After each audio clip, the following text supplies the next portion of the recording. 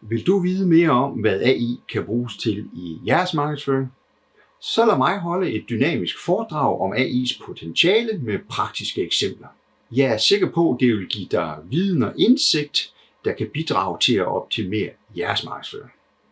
Gennem konkrete eksempler kigger vi på strategi, planlægning, mediehåndtering og tekstarbejde med specielt fokus på sociale medier og ChatGPT's innovative tilgang.